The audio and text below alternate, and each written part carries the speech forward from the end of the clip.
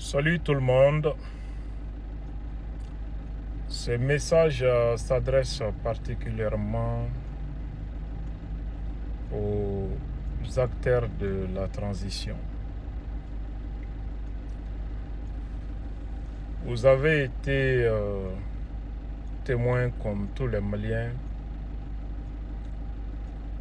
de sorties médiatiques du Premier ministre et ses communicants ces derniers temps, et d'autres types d'acteurs de la transition.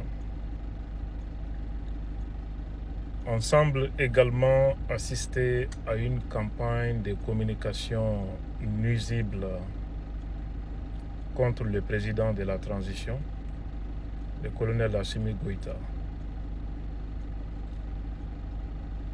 Beaucoup de gens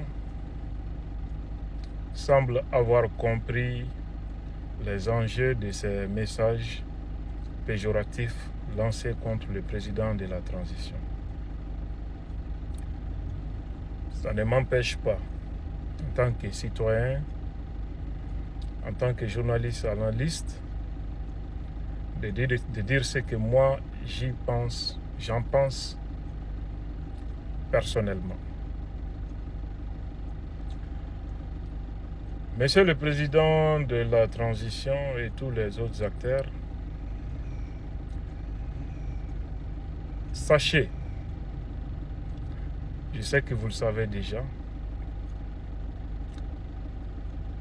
qu'il pourrait y avoir un complot contre les institutions au regard de ce qu'on attend sur les médias. Je ne le dis pas au hasard. Je sais que vendredi passé, au moment où les Maliens étaient occupés à suivre le match Mali-Guinée-Bissau, l'inquiétude régnait au sein de certains milliers à Bamako. Et pour cause.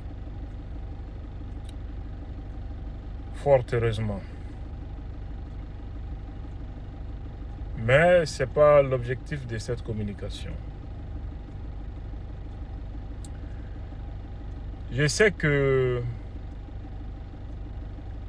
pour renverser une institution, la désinformation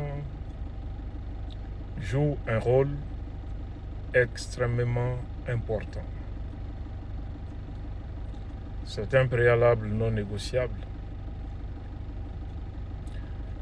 Et Dieu sait qu'aujourd'hui, il y a une véritable campagne de désinformation contre le pouvoir de transition. Ça crève les yeux. Monsieur le Président, je retiens deux aspects dans ces campagnes de communication contre vous particulièrement. On parle d'une affaire de mœurs. On parle de jeunes filles influentes qui auraient bénéficié des faveurs de votre part et d'autres types de désinformations du genre. Sans compter les désinformations de corruption et d'incompétence contre vous.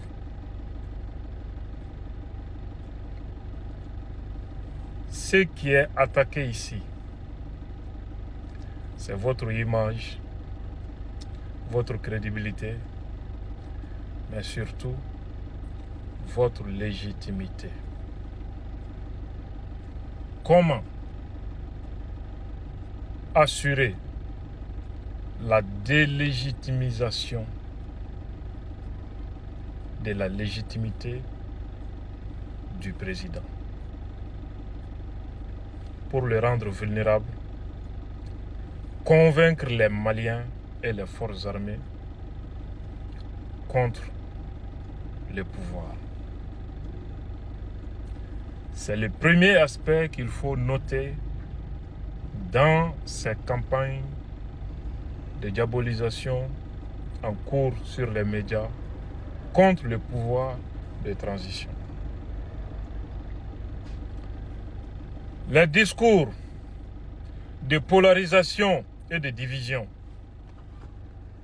sont aussi à relever dans les messages des communicants qui sont affiliés à un acteur important de la transition.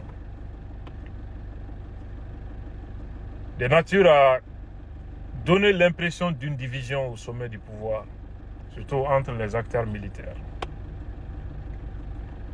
qui est extrêmement dangereux, Monsieur le Président. Toutes ces communications visent à semer la confusion. Dans un deuxième temps, à, comment dirais-je, justifier la prise du pouvoir par la force. Et à réduire la résistance au coup d'État. Voilà les trois objectifs de ces campagnes de communication. Le troisième aspect que je retiens dans cette campagne de communication, que je n'avais pas prévu au départ, n'est autre chose que la mobilisation des forces armées. Pour pousser les Maliens à un coup d'État contre Moussa Traoré, ils ont fait des désinformations sur sa femme, disant qu'elle a volé l'or pour aller conserver ça dans un pays étranger. C'est de nature à choquer les Maliens, mais surtout les forces armées. Pour pousser les Maliens contre Ibeka, ils ont choisi de prendre comme prétexte son fils. Et aujourd'hui, pousser les Maliens contre le président Assimi, puisque sa famille n'est pas impliquée, il parle de certaines femmes, il crée un lien fictif entre ces dernières et le président pour choquer les Maliens. Mais les informations qu'ils disent, telle femme a reçu des centaines de millions de logements de la part du président, etc., telle autre faveur. Ils cherchent à choquer les Maliens directement, mais posez-vous la question, quel est l'effet d'une telle communication sur l'armée, sur les militaires? C'est effectivement l'objectif recherché. La manipulation des forces armées pour créer un problème qui ne devrait pas exister. J'ai longtemps ignoré ces choses, mais je me dis que non, il faut qu'on en parle pour attirer l'attention. Peut-être les gens ne se rendent pas compte de la gravité de ces propos. C'est pourquoi j'ai décidé de parler. Que Dieu préserve le Mali et les Maliens. Que Dieu inspire positivement les uns et les autres. Et qu'enfin nous puissions songer à ces pays qui a tant souffert.